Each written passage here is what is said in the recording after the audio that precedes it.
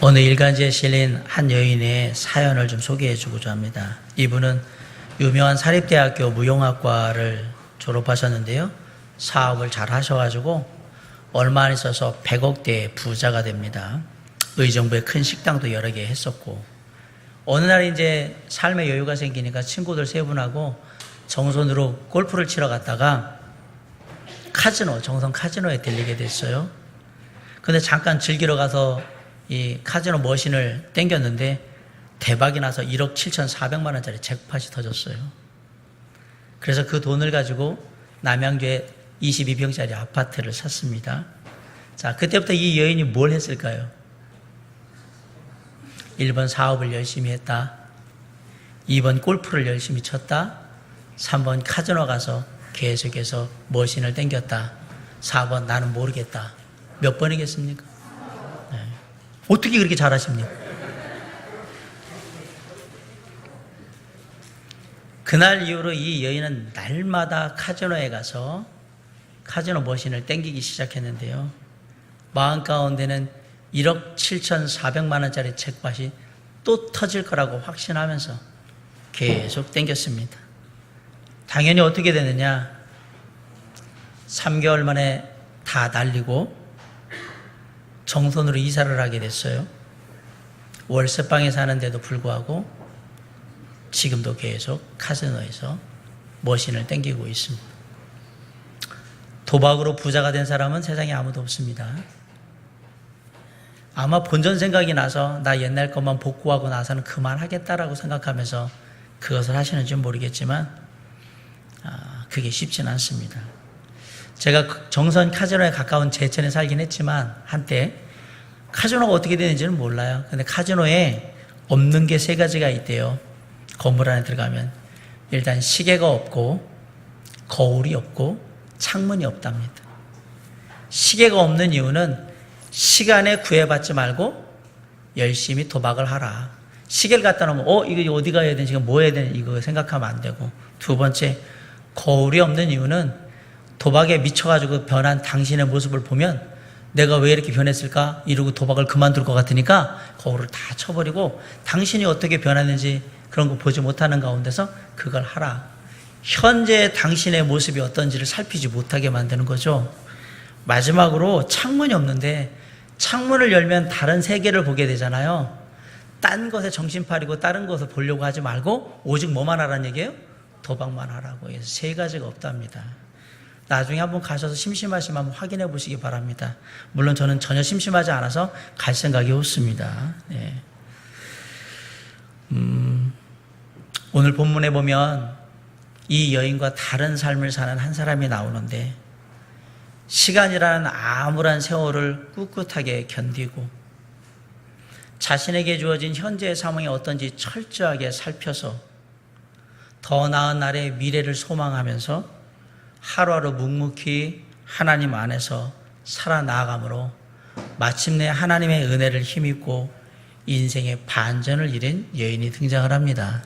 잘 아시는 룻의 이야기입니다. 이스라엘 베들레헴 땅에 흉년이 일자 그곳에 살던 엘리멜렉과 그의 아내 나오미는 모압으로 가려는 생각을 합니다. 왜냐하면 모압 땅은 풍년이 들어있고 이스라엘 땅은 흉년이 들어있으니까 모압 땅에 가면 내가 고생 안 하고 좀 잘 살 수 있겠지라는 생각으로 인생의 안전함과 행복함을 위해서 모압 땅으로 가게 됩니다. 결국 모압 땅에 가긴 갔는데 빈털터리가 되어버립니다. 나오미는 결국 남편도 잃었고요. 2 아들도 죽었습니다.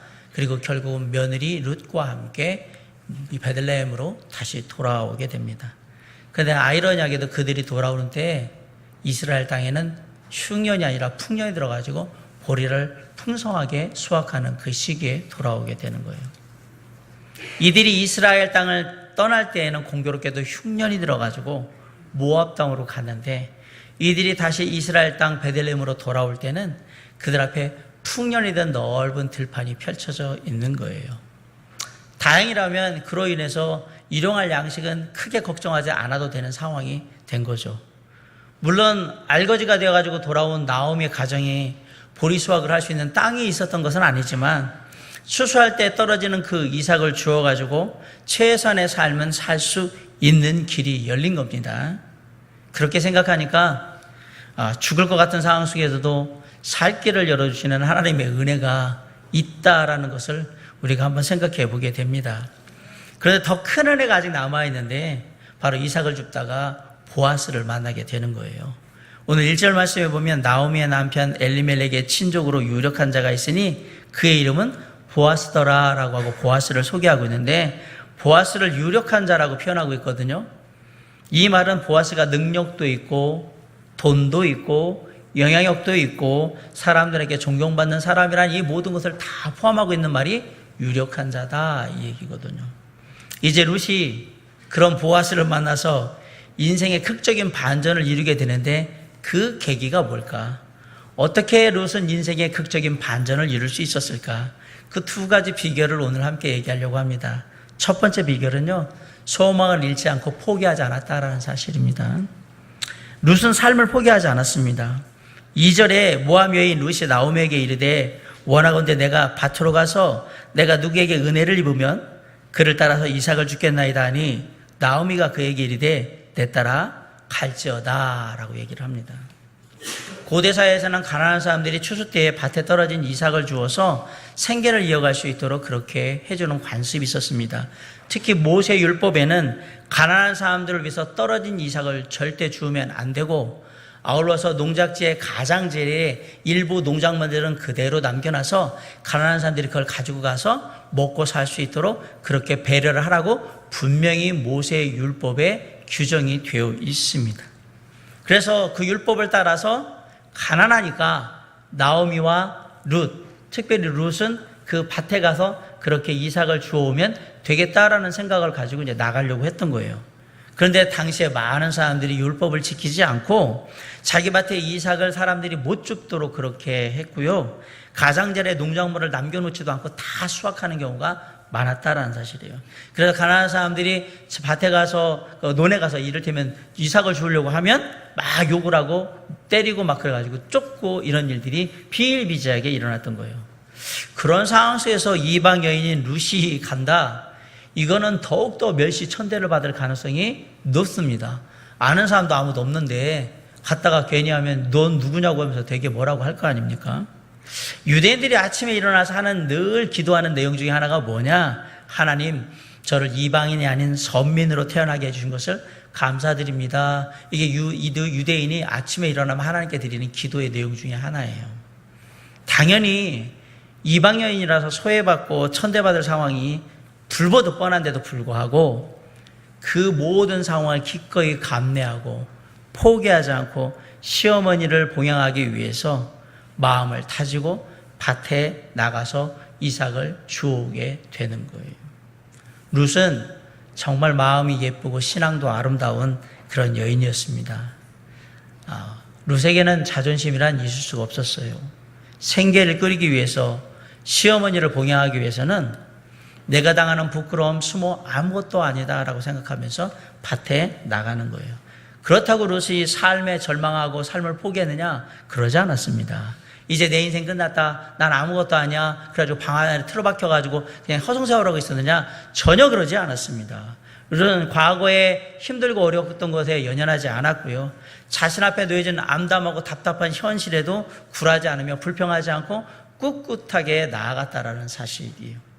살 길을 찾아서 이삭을 주우러 나갑니다. 룻이 밭에 나가서 이삭을 줍는 모습을 생각해 보세요. 절망 속에서도 포기하지 않고 하나님께 소망을 두며 하나님이 허락하시는 부스러기와 같은 은혜라도 자신과 시어머니에게 임하기를 간절히 바라는 마음으로, 그 마음으로 나가서 지금 하나님 앞에서 이 모든 일들을 하고 있다라는 사실이에요. 절박하고 처절한 상황이지만 그렇다고 룻은 삶을 포기하지 않고 그래도 그 삶에 희망을 두고 소망을 갖고 나아갔다는 사실이에요. 그렇기 때문에 우리도 어떤 절망적인 상황이 올더라도 결코 삶을 포기하거나 나아서는 절망해서는 안 된다라는 사실입니다. 많은 사람들이 인생에 힘들고 어려운 순간, 절망적인 순간이 오면 그냥 바로바로 포기하고 모든 것들이 다 무너지는 것들을 우리가 종종 보곤 합니다. 룻은 지금 충분히 그럴 수 있는 상황입니다.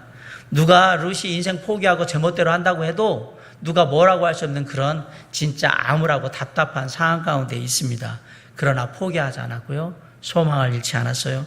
그것이 하나님께서 허락하신 삶이라고 믿고 묵묵히 하루하루를 끈질기게 버티면서 나가는 거예요. 어떤 사람이 배를 타고 나가다가요, 바다의 물속에 진주를 빠뜨렸어요. 자기가 가지고 있는 귀중한 진주였는데, 이 사람이 배가 육지에 닿자마자 뭘 했냐? 큰 바가지를 가지고 바닷물을 퍼내기 시작했어요. 사흘 동안 바닷물을 막 퍼내자 거북이 한 마리가 올라왔어요. 그래서 이 사람한테 물어봤어요. 도대체 뭐 때문에 바닷물을 퍼내시는 거냐고 물어봤어요. 바닷물에 퍼뜨린 내 진주를 찾기 위해서 물을 퍼내는 거라고 대답을 했습니다. 거북이가 너무 어이가 없잖아요. 바닷물을 다 퍼낸다고 그러니까. 그래요? 언제까지 퍼내실 건데요? 라고 거북이가 물어봤는데, 이 사람이 뭐라고 했냐면, 물론 이 바닷물 다 퍼낼 때까지, 진주 찾을 때까지 퍼낼 겁니다. 그러자 거북이가 화들짝 놀라가지고 바닷속에 들어가서 그 진주를 찾아다가 그 사람한테 갖다 줬대요.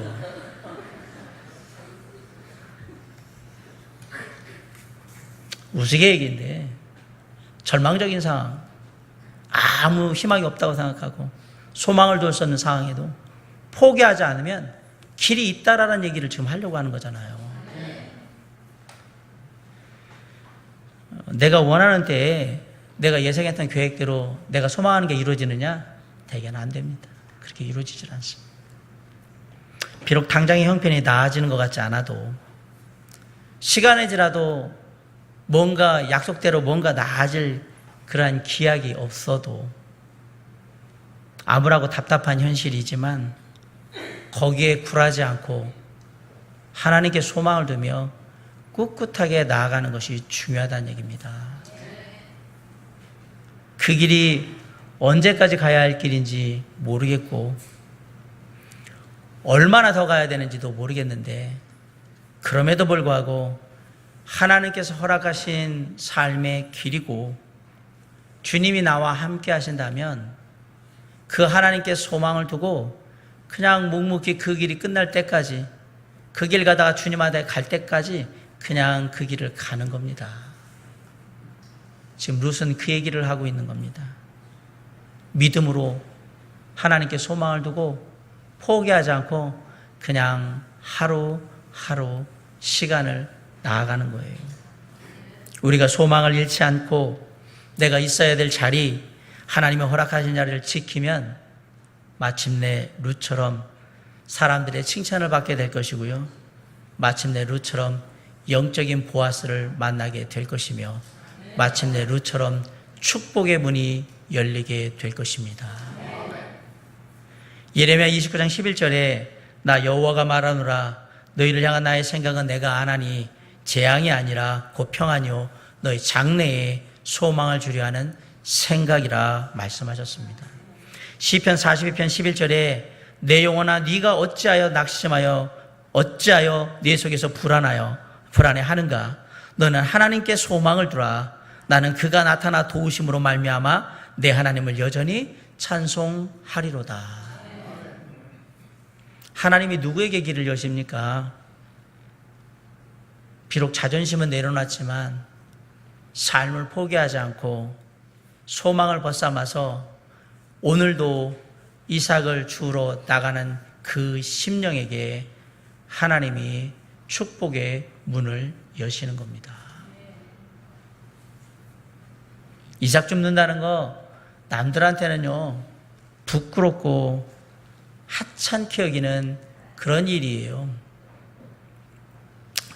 어렸을 때 제가 살던 평택이라는 동네는 다 평야였어요. 저희 동네 사방이 다 논이었어요. 저희들은 추수하고 나면 꼭 하는 일이 있어요.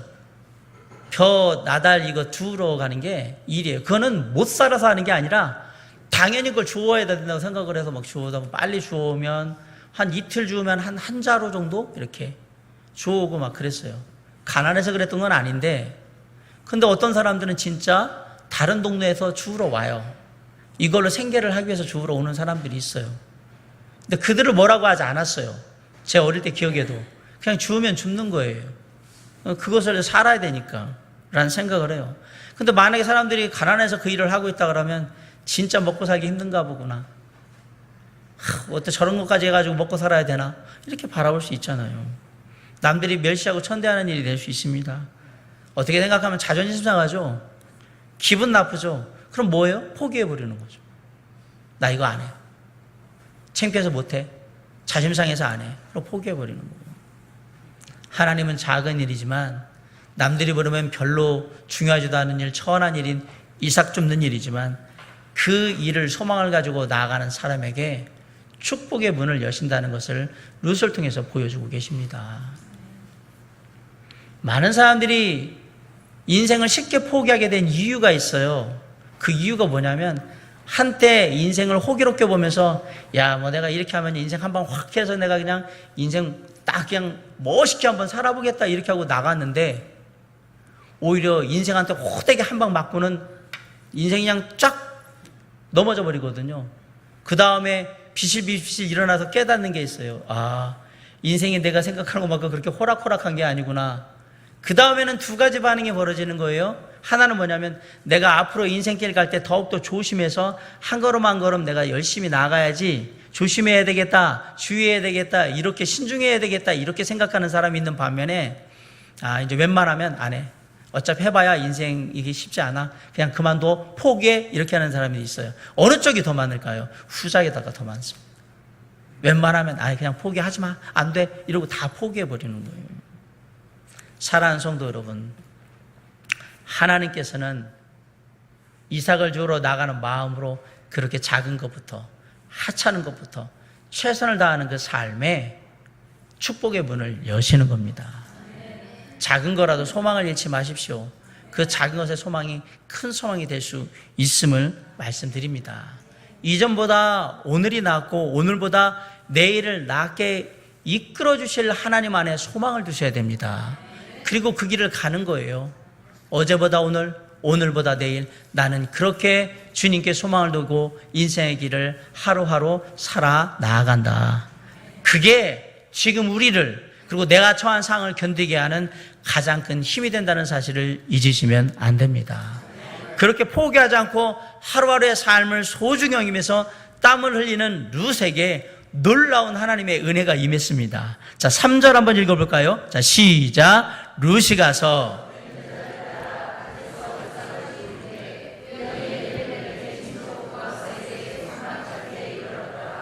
사실 룻은 베들레헴의 사정을 모릅니다. 이삭 주우러 가야 되는데 나오미가 따라 나간 게 아니고 그냥 가라고 하니까 밖으로 나오긴 나왔는데 어딜 가야 될까? 물론 들판이 어딘지는 알아요. 근데 룻이 참 지혜로운 게 뭐냐면 추수하는 사람 따라가면 되겠구나. 그럼 추수하는 사람들이 추수하는 기구들을 가지고 갈 거 아니에요. 저 사람 따라가면 저 사람이 다 하고 난 다음에 그 뒤에서 주워오면 되는 거잖아요. 그래서 그 사람들을 따라간 거예요. 여기 배는 자라는 얘기가 그거예요. 추수하는 사람들을 따라갔다라는 얘기예요. 그걸 밭에 갔는데 그 이삭을 주우러 간 밭이 놀랍게도 시아버지 엘리멜렉의 친족이었던 보아스의 밭이었던 겁니다.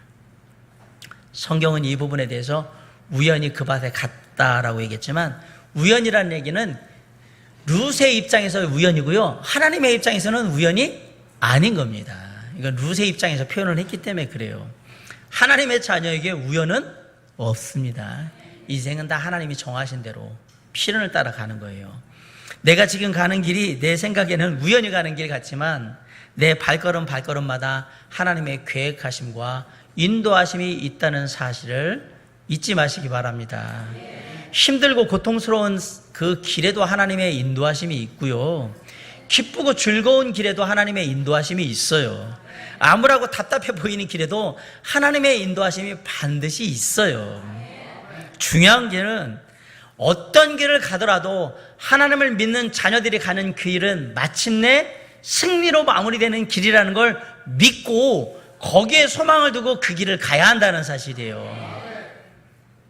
3절 말씀에 보면 룻이 우연히 보아스의 밭에 이르렀다고 했지만 그것은 하나님이 룻을 축복하기 위해서 계획하셔서 이끄신 것이고 보아스를 또한 그때 딱 만나게 하신 것도 하나님의 인도하심이란 사실입니다.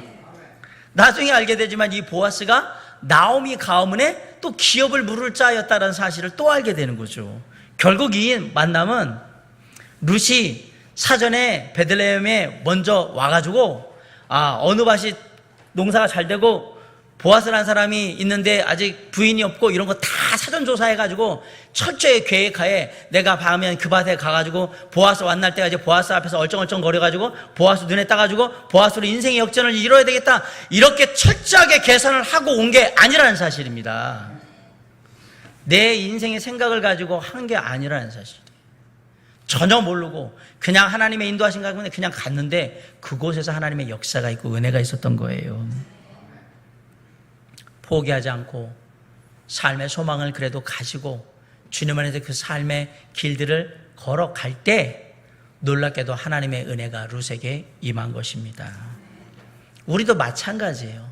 어떤 상황이 우리에게 주어질지라도 포기하지 않고 꿋꿋하게 하나님께 소망을 두고 그 길을 가면 룻에게 임한 하나님의 은혜와 축복이 저와 여러분에게도 분명히 임할 거라는 사실입니다.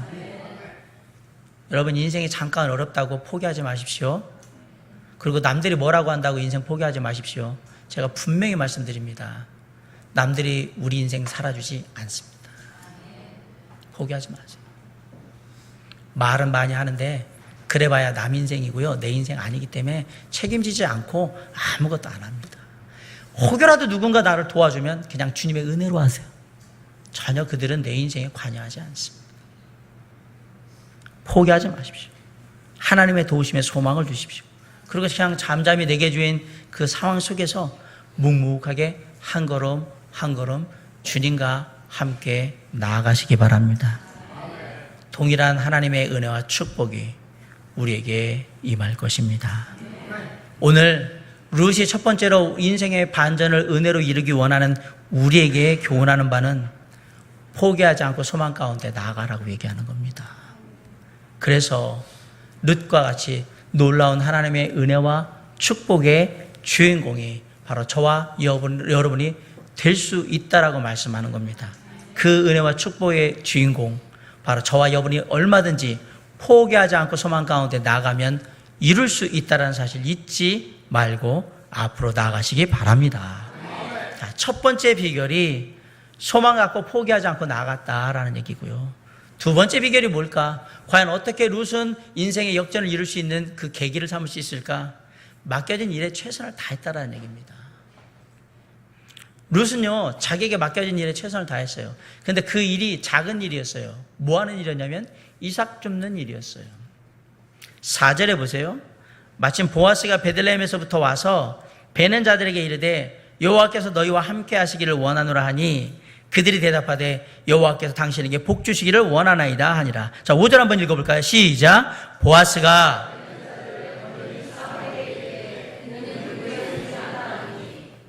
본문의 4절 5절을 보면 보아스가 어떤 사람인지를 잘 알 수 있어요. 5절 말씀을 보면 보아스가 추수하는 사람들을 감독하는 사환을 거느리고 있는 대지주라는 걸 알 수가 있습니다.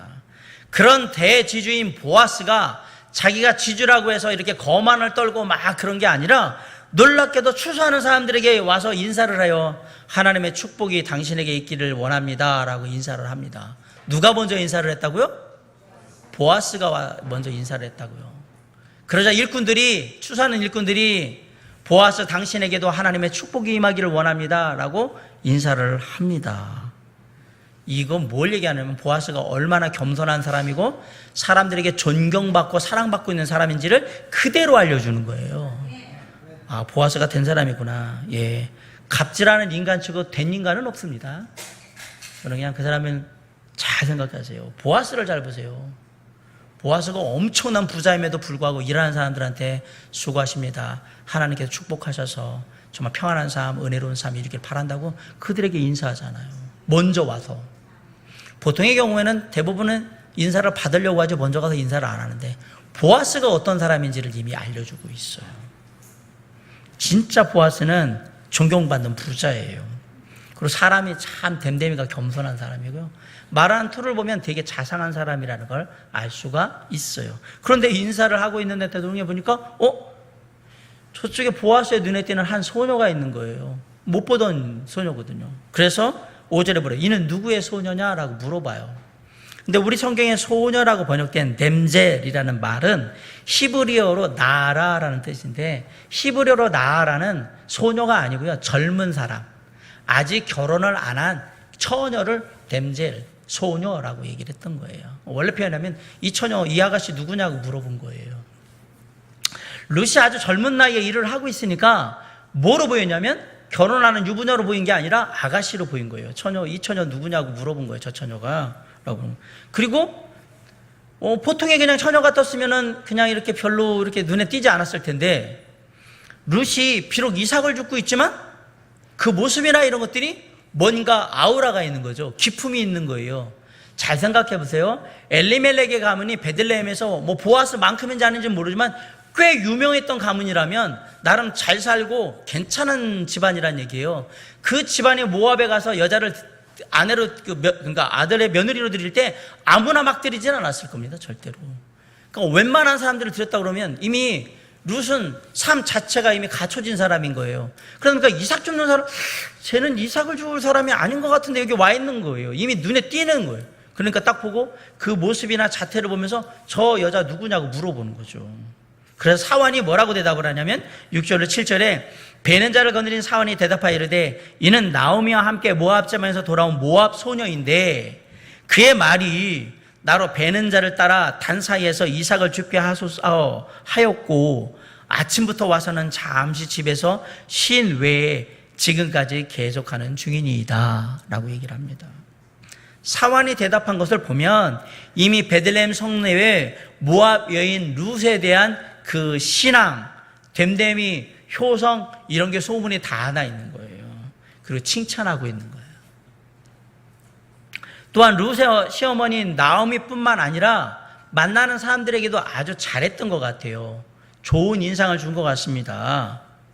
룻이 이삭을 줍는 것은 가난한 사람들이 할 수 있는 당연한 권리입니다. 모세 율법에 의해서 이루어진 거니까 그냥 가서 이삭 주면 돼요. 방해하면 율법대로 하는 거라고 얘기하면 돼요. 그런데 룻이 놀랍게도 사환한테 먼저 와서 뭐라고 하냐면 제가 추수하는 사람들을 따라서 단 사이에서 이삭을 줍게 해주세요. 해도 되겠습니까? 라고 허락을 먼저 구해요.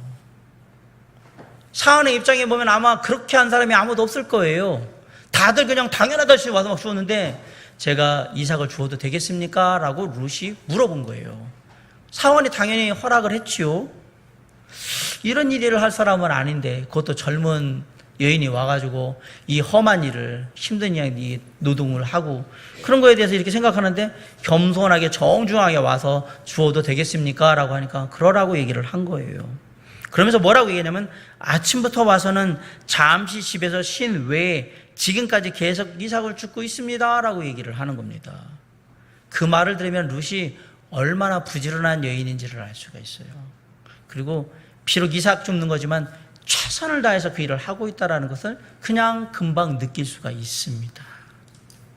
당연히 이렇게 사환이 볼 때는 저 룻이라는 여자가 되게 호감 가는 여자고요. 그리고 보아스한테 그렇게 얘기하고 있는 거예요. 저 여자 이런 여자예요 라고 얘기를 하고 있는 거예요. 그 얘기를 들은 보아스의 마음은 또 어떨까요? 좋은 감정을 갖게 되는 거죠. 아, 모압에서 맞다고 하는데 신앙도 갖고 있다고 하고 하나님도 믿는다고 하고 시어머니 혼자 계신데 그 홀시어머니 위해서 모압에서 왔다고 얘기하고 그 시어머니 봉양후에서 아침에 일찍 나왔는데 남들은 가서 막 주오는데 주어도 되겠냐고 겸손하게 이렇게 그 부탁도 하고 그리고 열심히 아침부터 끝까지 하고 이런 것들이 다 좋은 여자구나 라는 생각을 갖겠죠. 결국 이게 보아스가 나중에 기업을 물을 때에 룻을 자신의 아내로 맞아들이게 된 결정적인 이유예요. 세상에서 제일 아름다운 모습 중에 하나가 뭐냐? 맡겨진 일을 열심히 하고 있는, 최선을 다해 열심히 하고 있는 모습이 아름다운 모습입니다. 목사님, 저는 스케일이 있어서요. 큰 일을 맡길 때만 충성하고요. 작은 일은 제가 안 할 겁니다. 아니요. 작은 일부터 충성하셔야. 위대한 이스라엘의 왕 다윗은 이스라엘 백성들을 다스리는 왕이 되기 전에 뭐 했습니까? 양치는 목동이었습니다. 그 일 열심히 하고 있는데 누가 불렀어요? 선지자가 부르잖아요. 사무엘 선지자가 부르잖아요. 그처럼 작은 일에 충성하는 자에게 큰 일이 맡겨지고 하나님의 큰 상급이 주어지는 겁니다. 마태복음 25장 23절에 그 주인이 이르되 잘하였도다 착하고 충성된 종아 네가 작은 일에 충성하였음에 내가 많은 것으로 네게 맡기리니 네 주인의 즐거움에 참여할지어다. 자 보세요. 네가 작은 것에 충성했으니까 내가 큰 일을 맡기고 내 즐거움, 내 축복에 네가 있을 것이다 라고 말씀하십니다. 하나님께서는 작은 일이든 뭐든 맡겨진 일에 성실하게 최선을 다하는 그 사람에게 축복의 문을 여시는 겁니다. 그리고 아울러 룻은 자기가 해야 하는 일 중에 하나가 시어머니를 봉양하는 일이잖아요. 섬김에도 최선을 다했어요. 저는 생각해 봐요. 젊은 여자가 시어머니 혼자 남았는데 며느리가 과연 시어머니를 모시겠다고 그것도 외국까지 따라가서 그 일을 할까? 100명이면 제가 얘기합니다. 99명은 아마 안 할 겁니다. 한 명 할까 말까일 거라고 생각을 해요. 그런데 룻은 시어머니 나오미를 섬기는 일에도 최선을 다하고 있어요. 밭에 누가 나가 있어요? 자기가 나간다는 얘기는 나오미는 뭐라고 해야 되는 거예요? 집에서 쉬세요. 제가 어머니 봉양할게요. 제가 이래서 어머니 다 섬길게요. 이렇게 얘기하고 있는 거예요. 지난 설교에서 제가 얘기했죠. 고부간의 갈등을 해결할 수 있는 유일한 방법이 신앙이라고. 신앙생활을 하면 이게 해결이 돼요. 신앙이 좋은 시어머니, 신앙이 좋은 며느리가 되면 고부간의 갈등이 이렇게 해결이 돼요. 룻과 나오미 사이가 된단 말입니다. 당시 동네 사람들에게 이런 소문이 돌았을 거예요. 이번에 나오미가 돌아왔는데 며느리가 왔다며? 그 며느리가 모압 출신이래. 그런데 그 며느리가 그렇게 시어머니를 잘 섬긴다는구만. 효심이 아주 대단하대요. 소문이 나겠죠. 시어머니 나오미가 동네에 마실 다니다가 동네 사람들을 만나면 누구 자랑을 했을까요? 며느리 룻 자랑을 했겠죠. 그 집 며느리가 그렇게 효성이 대단하다면 우리 며느리 얼마나 마음씨도 예쁘고 사랑스러운지 몰라. 자기가 섬기겠다고 봉양하겠다고 나는 집에 있어 편히 쉬라고 얘기하고 정말 너무너무 사랑스럽다. 룻이 사람들에게 칭찬받을 수 있었던 중요한 이유는 진심을 다해 최선으로 섬기는 모습을 보였기 때문에 그래요. 자존심도 포기하고서 열심히 이삭 주우러 가서 그 젊은 젊은 여인이 그거 하고 있는 거예요. 그거 보통 제가 어릴 때 논에서 했다고 했잖아요. 그거 보통 하시는 분들은 다 아주머니나 나이 드신 분들이 하지 그 젊은 분이 와서 하지 않아요. 저희는 그거 그냥 두어가지고 떡 해먹고 뭐 이렇게 하고 그냥 늘 이렇게 하는 데였으니까 제가 평택에서 그랬다는 얘기지. 그 젊은 여자들이 하는 일이 아닙니다. 이삭 주우러 가는 것들이. 비록 이삭을 줬기 때문에 이전처럼 풍족하게 살 수는 없지만 룻은 생각하는 거예요. 내가 이 일을 통해서 우리 시어머니 나오미 밥은 굶기지 않겠구나. 섬길 수는 있겠구나. 최선을 다하고 있는 거예요. 마가복음 10장 45절에 예수님이 인자에 온 것은 선교를 받으려 함이 아니라 도리어 섬기려 하고 자기 목숨을 많은 사람의 대성물로 주려 함이니라 라고 되어 있습니다. 예수님이 이 땅에 오신 목적은요, 섬기는 삶을 살기 위해 오신 겁니다. 룻의 마음이 누구의 마음이냐면 주님의 마음입니다. 왜 우리가 세상에서 성공해야 되는가? 내 욕심 채우고 나 하나 잘 먹고 잘 살자고? 아니에요. 우리가 세상에서 성공해야 되는 이유는 딱 하나예요. 하나님을 섬기고 더 많은 영혼들을 섬기기 위해서 성공해야 하는 거예요. 성공하면 그 기회가 더 많을 수 있거든요. 거기에 필요한 물질, 거기에 필요한 위치, 그 모든 걸 가질 수 있거든요. 더 많은 영혼들을 주님 안에 섬기기 위해서 성공해야 하는 겁니다. 그런 마음을 가지고 내가 성공해야지라고 생각한다면 내가 하고자 하는 의욕도 있고요. 일에 보람도 있는 거죠. 왜냐하면 나 하나의 문제가 아니라 많은 사람들을 내가 섬기고 그들을 세우기 위해서 내가 성공해야 한다라고 하면 더 열심히 책임감을 가지고 할 거예요. 그런데 그렇게 열심히 최선을 다해 섬기려고 살아가다 보면 놀랍게 나도 모르게 거기에 축복의 문이 열려 있는 것을 보게 되는 거예요. 창세기 18장에 보면 아브라함이 나그네를 섬겼는데 그 나그네가 누구였습니까? 하나님하고 천사들이었잖아요. 결국 그 일로 인해서 나중에 소돔과 고모라가 심판받을 때 아브라함이 하나님께 뭘 얘기해요? 롯 조카 롯 살려주세요라고 해서 구해내지 않습니까? 그거 왜 그랬어요? 아브라함이 나그네를 잘 섬겼기 때문에 결과적으로 그 일을 이룰 수 있었던 겁니다. 축복의 문이 열렸잖아요. 우리 곁에 있는 사람들, 이 사람들 섬기는 거에 대해서 싫어하지 마세요. 이들을 통해서 하나님의 축복의 문이 열릴 수도 있습니다. 자, 그런 의미에서 옆 사람 손을 꼭 잡고 우리 인사하겠습니다. 야, 꼭 잡으세요. 그리고 이렇게 인사합시다. 제가 최선을 다해 섬기겠습니다. 네. 말은 제가 최선을 다해 섬기겠습니다라고 했지만 결국 내가 누군가를 최선을 다해 섬기는 그 모습 가운데 하나님의 축복의 문이 열린다는 사실을 우리가 믿고 그 일에 최선을 다하는 거예요. 오늘 룻이 보여주잖아요, 그 모습을. 진짜 은혜는 로또 당첨된 게 진짜 은혜가 아니라 내가 누군가를 섬길 수 있는 시간과 육신의 건강과 작지만 작은 물질이라도 가지고 있다라는 게 하나님의 은혜인 겁니다. 누군가는 섬기고 싶은데 건강이 안 돼서 못하고요. 누군가는 뭔가 하고 싶은데 물질이 안 돼서 못하고요. 누군가는 하고 싶은데 시간이 안 돼서 못하는 사람들도 많아요.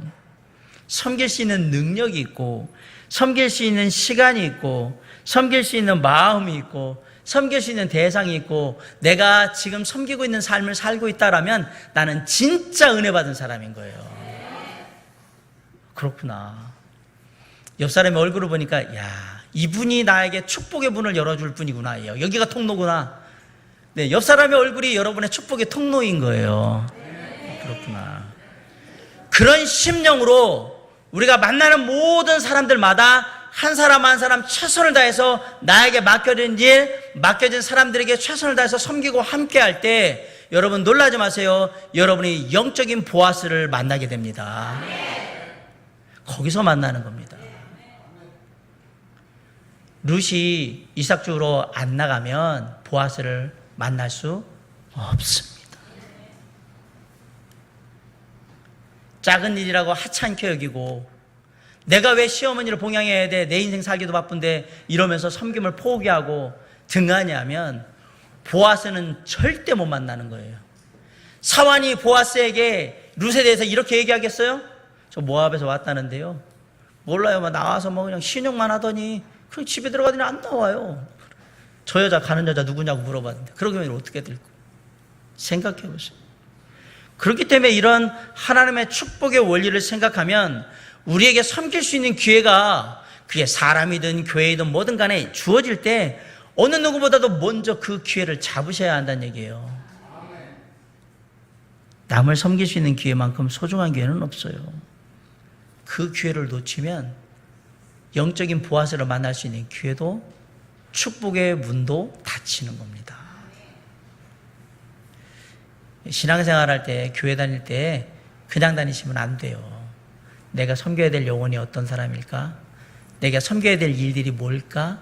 늘 생각하면서 불을 켜고 다니면서 그걸 하세요. 그렇게 일하면 여러분의 영적인 보아스, 여러분을 인생의 놀라운 은혜 가운데로 인도할 영적인 보아스를 만나게 될 것이고요. 축복의 문이 열리게 될 겁니다. 그런 마음으로 우리의 삶 가운데 맡겨진 일에 최선을 다하면 놀랍게도 하나님께서 그 일을 이룰 수 있는 넉넉한 마음과 지혜와 명철과 더 나아서 그 일을 감당할 수 있는 물질도 허락하신다는 사실을 잊지 마시기 바랍니다. 룻처럼 작은 일에도 최선을 다해 섬기고 함께함으로 하나님의 은혜와 축복이 임하는 삶이 저와 여러분에게도 이루어지시기를 주님의 이름으로 간절히 축원합니다. 우리가 아는 룻의 그냥 인간적인 모습을 봐서는 절대 축복받을 수 없고 절대 인생의 반전이 이루어질 수 없고 절대 그 인생 앞길 막막해서 아무것도 안 될 인생 같아 보였지만 하나님 안에서 소망을 품고 포기하지 않고 묵묵히 삶을 살아 나아갈 때 그리고 자신에게 맡겨진 시어머니 나오미를 섬기는 그 일에 비록 작은 일이지만 이삭을 줌으로 말미암아 최선을 다해서 섬기며 나아갈 때 보아스를 만났고 그 삶에 영적인 하나님의 축복과 은혜가 넘쳤던 것을 잊지 마시기 바랍니다. 우리의 인생의 은혜로 반전을 이루기 원하거든 하나님 안에 소망을 두고 포기하지 말고 우리의 삶을 꿋꿋하게 살아 나가십시오. 그리고 내게 맡겨진 일, 작은 일이든 무엇이든 그 맡겨진 것에 최선을 다하고 그리고 내게 맡겨진 영역들의 섬김의 영역들을 최선을 다해서 이루어 가십시오. 그때 여러분은 영적인 보아스를 만나게 될 것이고요. 하나님의 축복의 문을 열고 나가게 될 것입니다. 오늘 이 말씀을 마음에 새기고 행하는 사람들에게, 하나님의 자녀들에게 하나님께서 룻과 동일한 하나님의 은혜와 축복을 내리셔서 그 삶을 영화롭게 할 수 있기를 주님의 이름으로 간절히 축원합니다. 기도하시겠습니다.